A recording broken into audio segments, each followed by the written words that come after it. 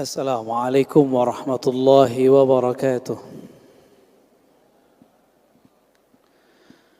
Alhamdulillahilladzi ja'alana min ummati sayyidina Muhammad sallallahu alaihi wasallam. Walhamdulillahilladzi ja'alana minal muslimin wal mu'minin wa nas'alullaha ja'alna minal muhsinin. Amin ya rabbal alamin. Amma ba'du.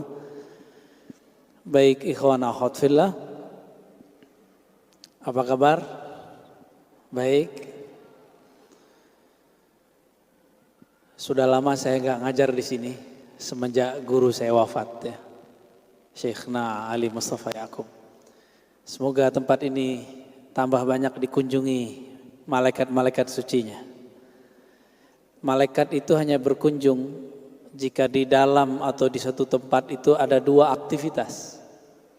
Yang pertama zikrullah, yang kedua ta'lim kitabillah. Yang pertama zikrullah, yang kedua ta'lim, mengajarkan kitab Allah. Kitabullah ada 3 ilmu, ada ilmu aqidah, ada ilmu ibadah, ada ilmu keruhanian. Maka 3 ilmu ini jika diajarkan, malaikat akan mengunjungi kita, insya Allah. Judulnya kita apa nih? Ramadan yang perlu kutemukan. Ramadan dalam bahasa Arab itu dari kata ramad, berarti bakar. Apa yang dibakar? Sisi ego manusia.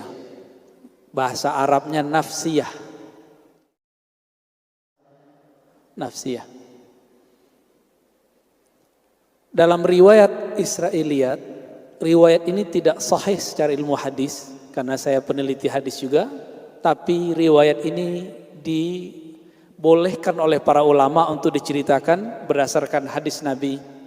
Hadithu an Bani Israel. Ceritakanlah tentang riwayat Israiliyat. Salah satunya tentang dialog Allah dengan nafs, dengan jiwa. Jadi Allah pernah berdialog dengan jiwa, dan ini sudah pernah saya sampaikan di beberapa kajian di luar sana. Tentu tidak akan mengurangi keberkahan jika kita ceritakan di sini.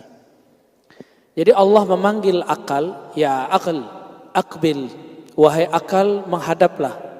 Akal itu menghadap langsung tanpa alasan. Lalu Allah memanggil nafs, jiwa.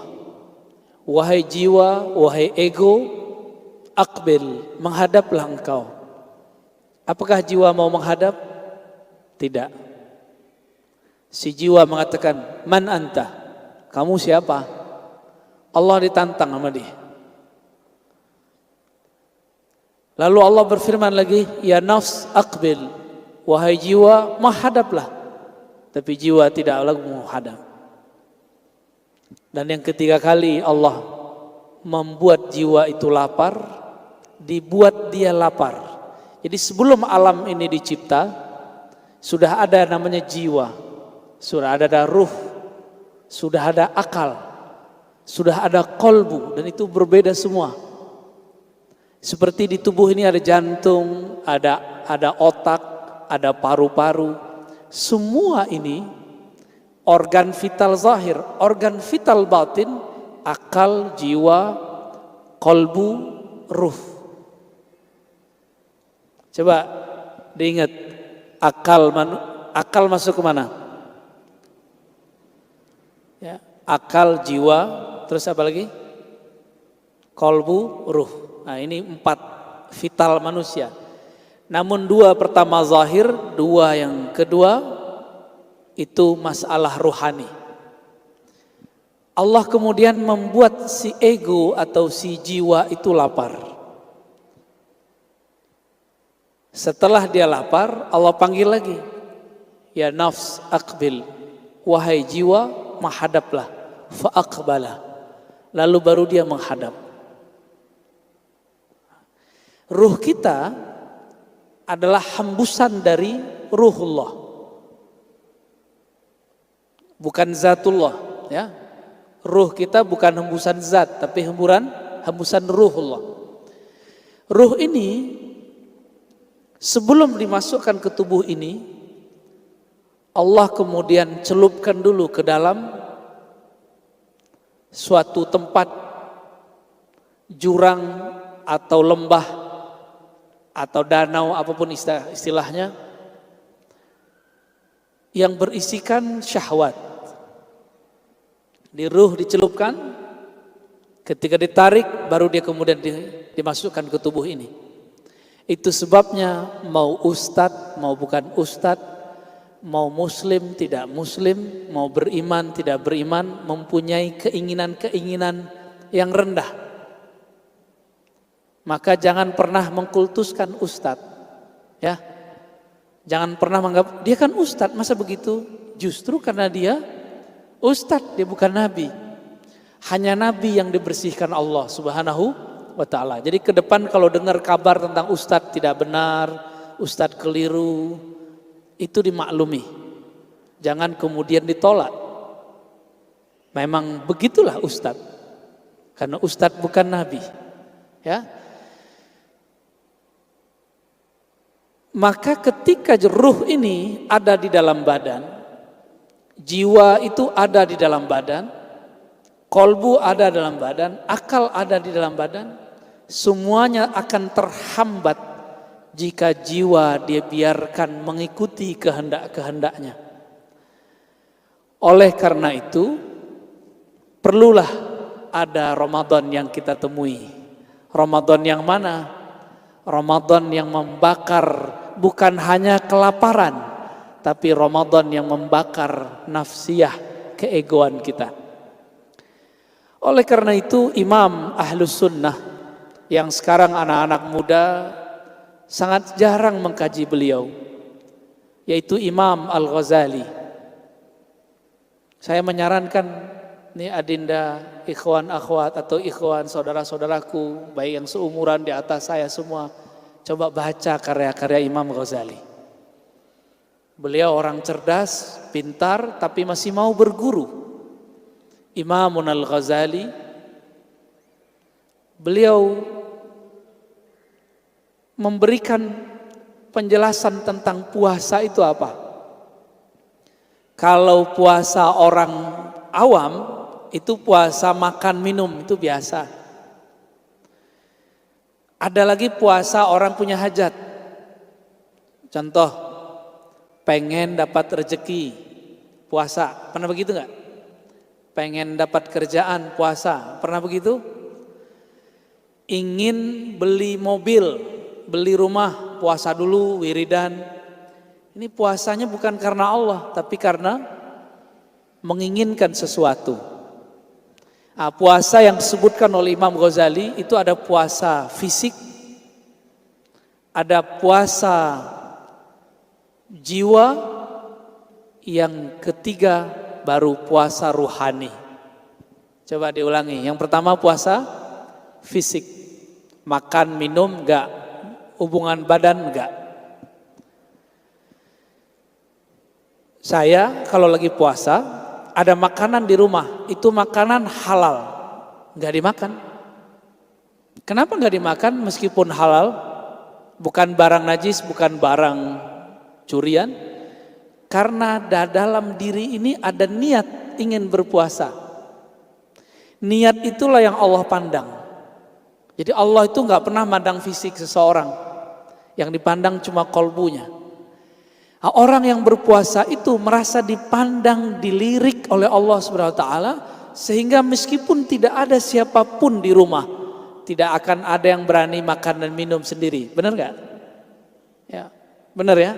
Itu hebatnya niat. Itu hebatnya niat. Maka niat itu langsung berhubungan dengan Allah. Kenapa?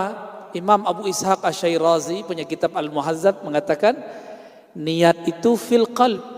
Niat itu di kolbu.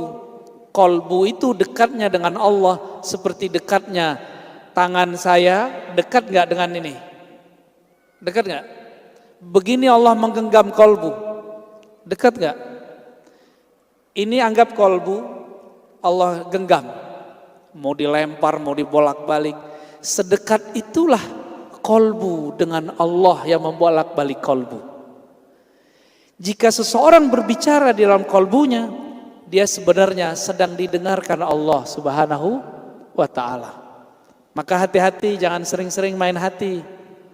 Ya, nanti kalau didengar Allah gawat. Ya, bisa tanggung jawab ngantar. Baik. Ini baru puasa orang awam, puasa zahir. Puasa zahir kalau sudah niatnya itu membuat dia tidak akan makan dan minum. Dia kuat untuk berlapar-lapar. Dan itu cukup. Cuma sayang sekali, puasa ini cuma menahan lapar dan minum. Atau menahan hasrat seksual. Ada tingkatan kedua, puasa nafsiyah. Apa istilahnya? Puasa jiwa, puasa ego. Inilah yang disebutkan dalam hadis Imam Al-Bukhari. Nabi SAW mengatakan, "Idza kana yaumu shaumi ahadikum." Jika pada hari kamu berpuasa, lalu ada orang qatalahu ahadun aw syatamahu, ada orang ngajak dia tengkar atau syatamahu, atau ngajak dia mencaci maki dia, ngadu domba dia, menghina dia. Sekarang paling mudah nggak menghina orang? Cukup pakai jari, nggak usah pakai mulut. Bener? Lewat sosial media, hari ini sangat mudah sekali untuk mengadu domba orang, mencaci maki orang. Hati-hati teman-teman, apapun yang kita tulis di sosial media akan bergulir kemana-mana. Tanggung jawabnya berat. Lebih berat dari zaman-zaman sebelumnya. Zaman sebelumnya orang kalau berkalam paling-paling gosipnya cuma di sekitar dia. Tapi sekarang jika antum menulis di sosial media atau berkalam di sosial media, itu bisa diliput dari mana saja. Puasa nafsiyah ini, kata Nabi, jika engkau diajak orang bertengkar atau dicaci maki seseorang, falyakul inni shaim. Katakan aku sedang menahan egoku. Jadi shaim, siam diartikan menahan ego. Ego apakah itu? Ego marah.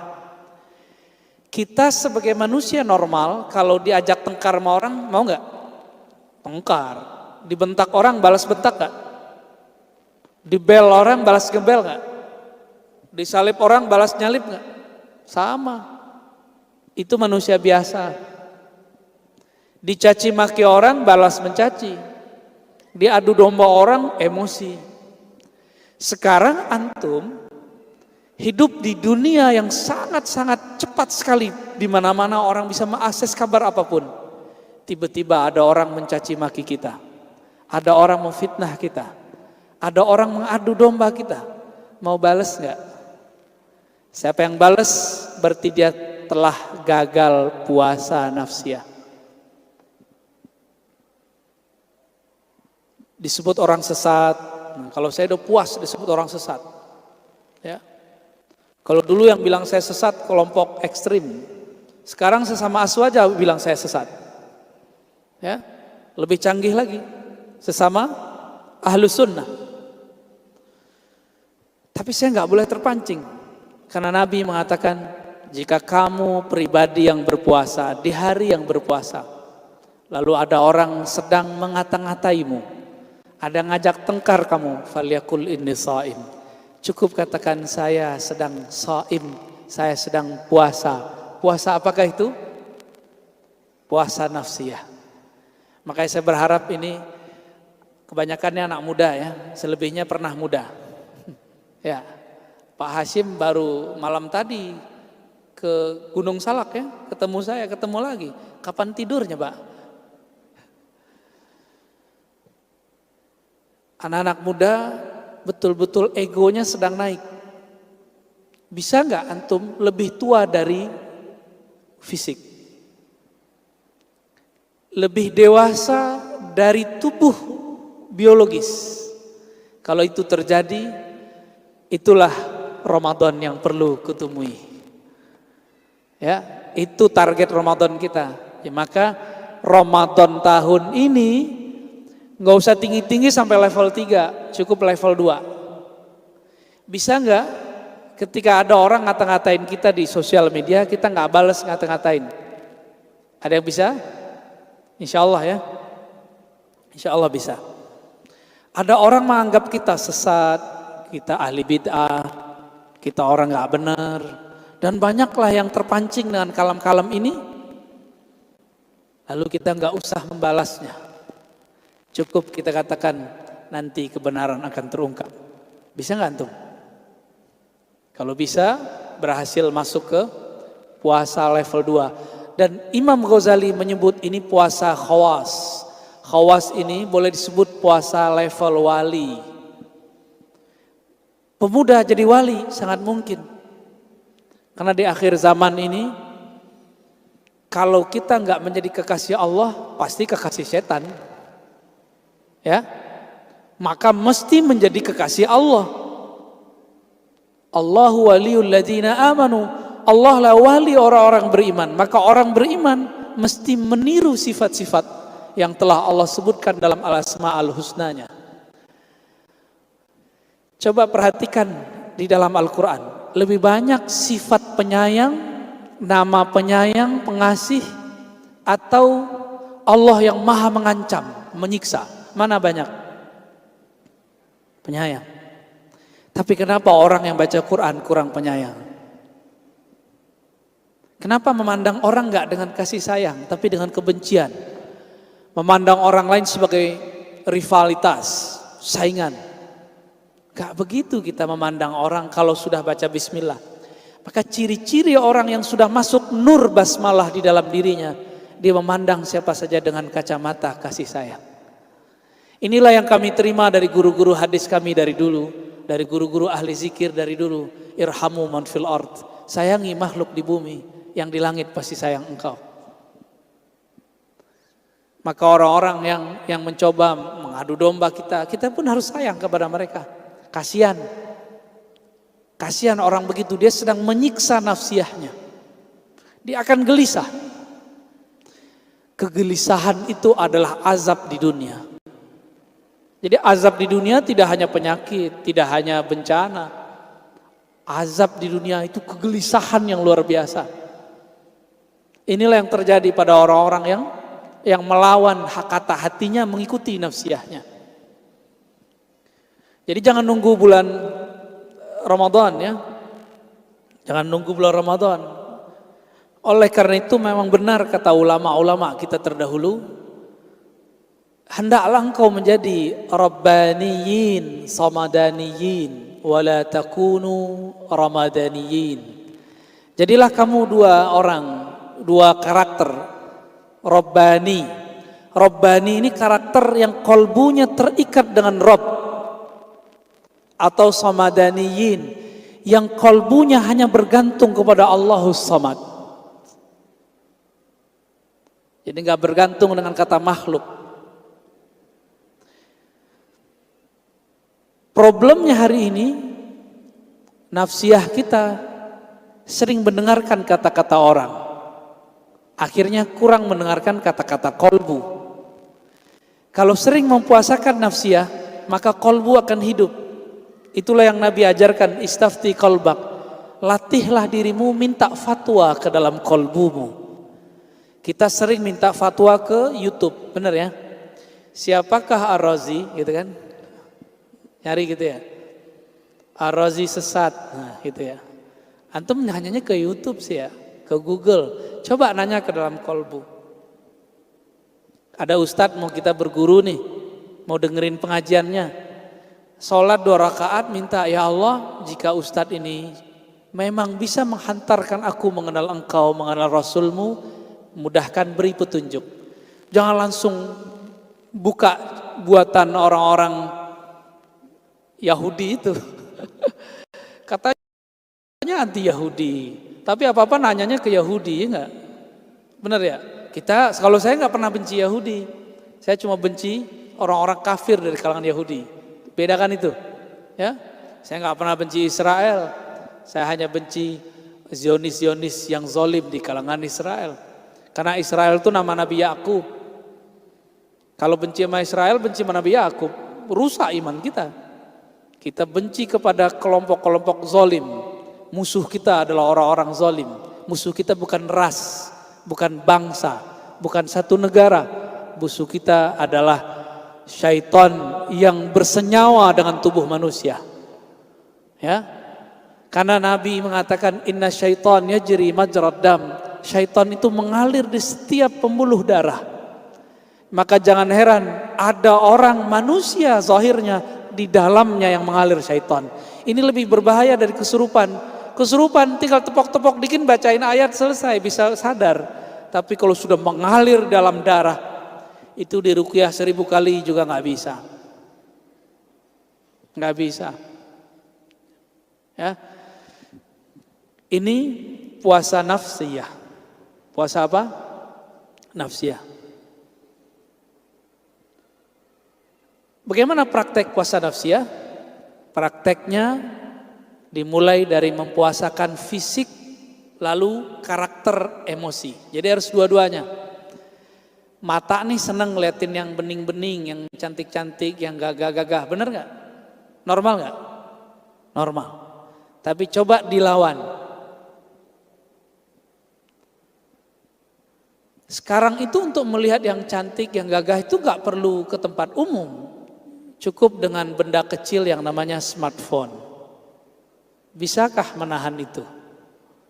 Gejolak itu namanya gejolak nafsiyah.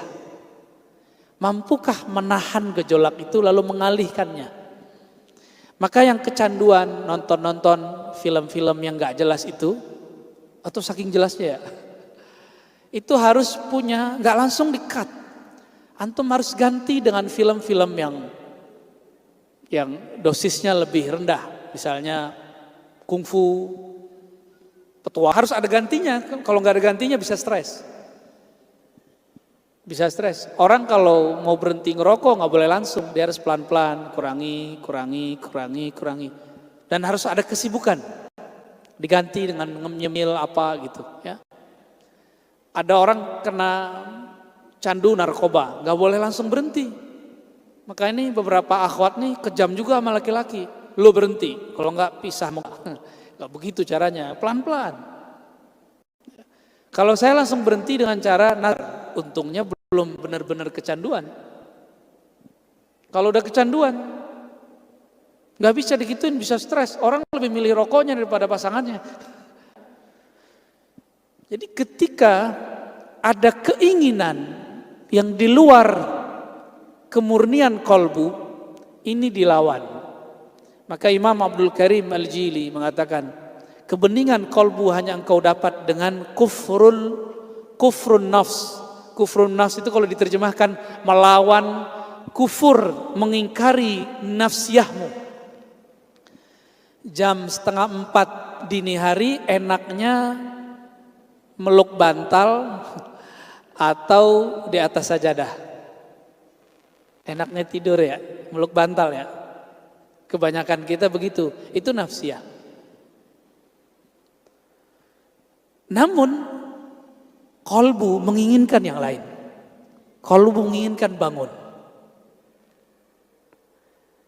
Tidur itu dapat apa kita dengan tidur? Orang kaya nggak tambah kaya, orang nggak berilmu nggak tambah ilmu. Tidur nggak nambah apa-apa. Tapi dalam tidur itu ada satu karakter yang muncul namanya al-kasal, malas. Ini yang harus diobati. Puasa itu ajaib. Orang mengurangi makan bukan tambah malas, justru dia tambah rajin. Karena tubuhnya jadi ringan. Coba cek. Kita lemes berpuasa, itu konsep orang biasa. Tapi sebenarnya kita lemes justru karena banyak makan. Selesai makan, tadi habis makan, ngantuk nggak? Ngantuk? Benar? Berarti tidak benar bahwa berpuasa bikin lemes. Justru kalau makan bikin lemes. Coba rasakan, niat puasa, jam 11 kita belum lapar. Tapi orang yang sarapan pagi hari, jam 11 perutnya sudah bunyi. Berarti ada energi lain di dalam diri yang muncul dari kata niat. Maka sahabat-sahabat yang bukan Allah, orang-orang yang berpuasa itu dia sedang melawat nafsiyahnya. Inilah ajaran Imam Ghazali, inilah warisan para ulama-ulama terdahulu dari zaman sahabat Rasulullah sallallahu alaihi wasallam. Ada level puasa yang ketiga. Ini antum gak mesti ngikutin. Ini terlalu berat. Apa yang ketiga? Puasa ruhani. Ruhani itu hanya mau mengingat Allah. Hanya mau ihsan, an ta'budallah ka'annaka tarah. Engkau beribadah seakan memandangnya. Jika tidak memandangnya, maka engkau merasa dipandangnya. Maka puasanya ruh ketika dia tidak lagi memandang makhluk. Kayaknya gak sanggup ya. Belum sanggup ya? Belum sanggup kita. Maka kita cukup kejar sampai nomor 2.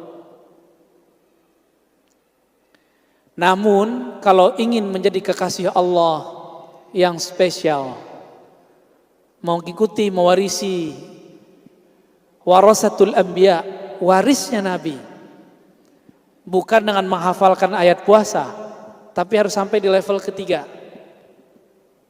Sampai di level ketiga. Nabi pernah berkalam begini, ala ma khalallahu batila, ketahuilah selain Allah batil. Maka Nabi tidak pernah mengingat selain Allah di dalam dirinya. Kita nggak sanggup. Karena pakai akal. Kita nggak sanggup karena pakai jiwa. Tapi kita akan sanggup jika mengingat Allah dengan ruh. Karena ruh itu kekuatannya unlimited, tidak terbatas. Ini kisah terakhir yang mau saya sampaikan. Sebelum kalau ada tanya jawab. Di 17 Ramadan ada kejadian besar. Siang hari sahabat tidak makan, terjadi perperangan terbesar di alam semesta. Namanya Perang Al-Badar. Perang Al-Badar, ulama ahli sejarah mencari-cari makna, apa arti Al-Badar? Maka ketemulah Al-Badar artinya sumur Badar. Ada yang mengatakan Al-Badar ini nama tempatnya Al-Badar. Tapi semua itu kurang tepat. Saya tidak menyebutnya salah, tapi kurang tepat. Al-Badr adalah nama Rasulullah Sallallahu Alaihi Wasallam. Nabi itu disebut Al-Badr. Coba kalau baca sholawat, Tala'al Badru Alaina. Al-Badru artinya sang rembulan. Maka disebut perang Badar. Ahlul Badar, mereka orang-orang sang rembulan, orang-orang yang membersamai sang rembulan, yaitu Rasulullah sallallahu alaihi wasallam. Ahlul Badar ini jumlahnya cuma 313, melawan ribuan orang. Secara nafsiyah takut nggak dengar begitu? 313 lawan ribuan orang, takut nggak? Melawan rasa takut ini mainnya di dalam ruh. Di akhir zaman, jangan berharap para pejuang-pejuang murni itu banyak. Nanti banyak pejuang-pejuang yang berguguran mundur di tengah jalan. Rusak karena adu domba, rusak karena kepentingan politik, rusak karena popularitas, rusak karena macam-macam. Gugur. Sisa nanti yang murni-murni. Yang mereka saling mencintai sesama muslim, sesama mukmin, sesama muhsinin. Biruhillah, dengan kekuatan ruhullah, spirit dari Allah Subhanahu wa taala. Bukan karena kepentingan. Nih hati-hati. Ini antum ngumpul, yuk kita buat koperasi yuk, tar saham bagi. Tunggu sebulan akan ada perpecahan. Gak nyampe sebulan akan ada perpecahan. Dan itu sudah terjadi kemarin-kemarin. Apa hasilnya sekarang? Berlanjut gak koperasi-koperasi yang ada kemarin? Gak berlanjut. Kenapa? Karena terbersit di dalam hati kepentingan nafsiyah. Sedangkan 313 sahabat ini, di dalam diri mereka tidak ada lagi gejolak nafsiyah. Mereka tahan banting. Oleh karena itu, satu orang Allah lipat gandakan kekuatan rohaninya. Dalam hadis Bukhari, hadis Muslim disebutkan, sahabat ini, sahabat-sahabat 313, belum tangannya memukul, itu orang yang dipukul sudah jatuh duluan dan terdengar bunyi pukulan dari atas. Saya ceritakan begini oleh orang yang ngaku katanya bermanhaj ahlus sunnah. Manhaj sunnah dikatakan dongeng. Ya salam, ini ada Rasul, ada sahabat, masa nggak percaya? Kalau pada Rasul kita sebut mu'jizat, pada sahabat kita sebut karamah. Kenapa nggak percaya? Mempercayai mujizat dan karamah adalah salah satu akidah ahlus sunnah wal jamaah. Gak percaya? Mereka katakan cerita akhir zaman Ar-Razi adalah dongeng. Saya katakan teman-teman, ini bukan dongeng, ini ada dalam Sahih Bukhari. Ini hadisnya sahih. Maka Nabi bertanya kepada Jibril, Jibril, teman-temanmu malaikat yang ikut berperang saat perang Badar, itu siapa? Golongan mana? Ternyata malaikat itu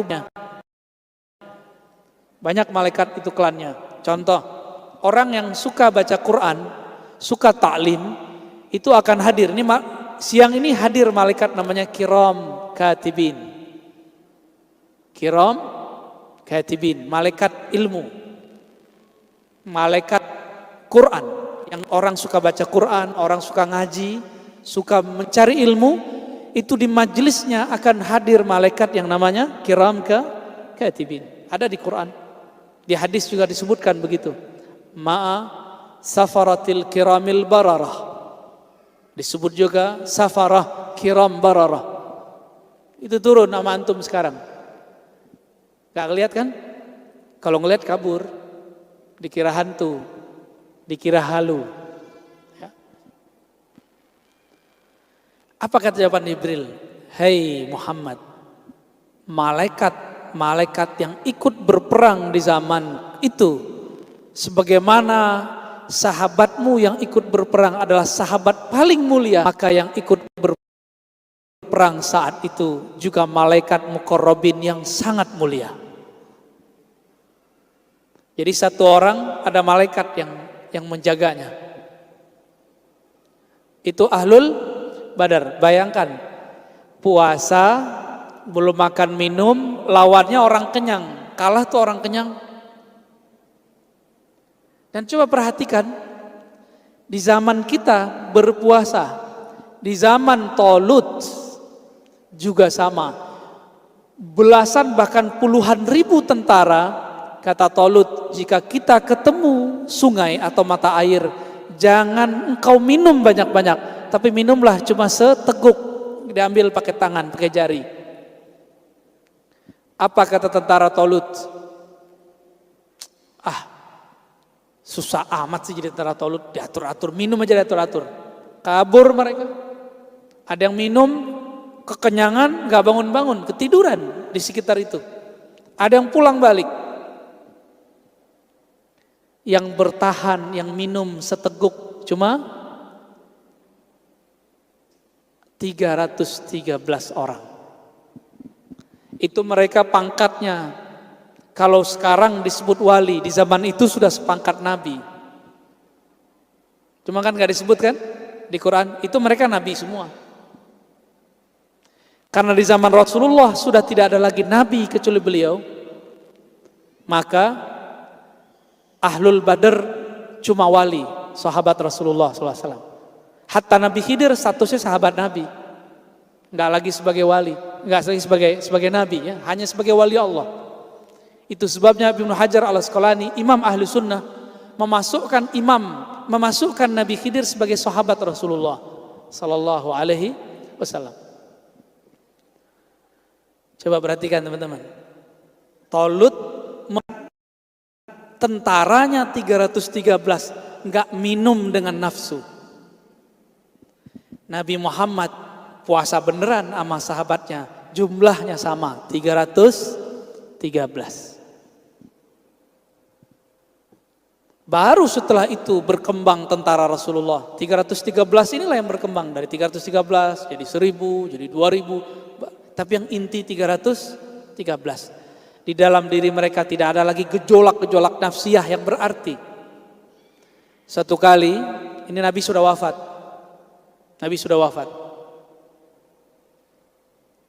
Ada Nuaiman, masih ingat kisah Nuaiman? Biasanya Habib Ali Al-Kaf ceritanya bagus sekali tentang Nuaiman. Itu peminum. Lapor seseorang kepada Umar, ya Umar, ya Amirul Mukminin, itu pemabuk, bunuh aja kan udah lebih dari 3 kali. Apa kata Umar radhiyallahu ta'ala anhu? La, fa innahu yuhibbullah wa rasulah. Orang ini cinta Allah dan Rasulnya.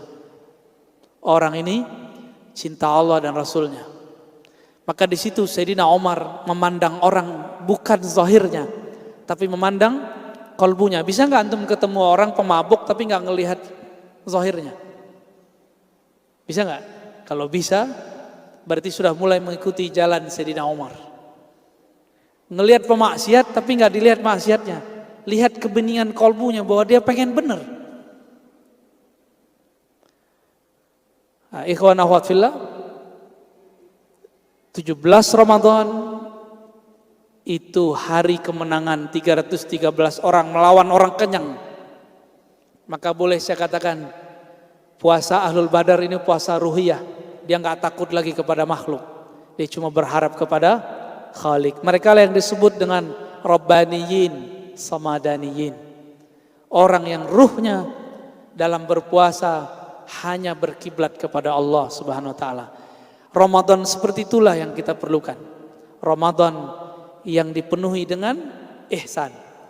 Sebenarnya saya punya bentuk amalan kalau nanti teman-teman ini mau beramal selama bulan puasa, mulai dari bangun tidur sampai tidur kembali. Dan itu yang sudah pernah saya alami dan saya jalani bertahun-tahun.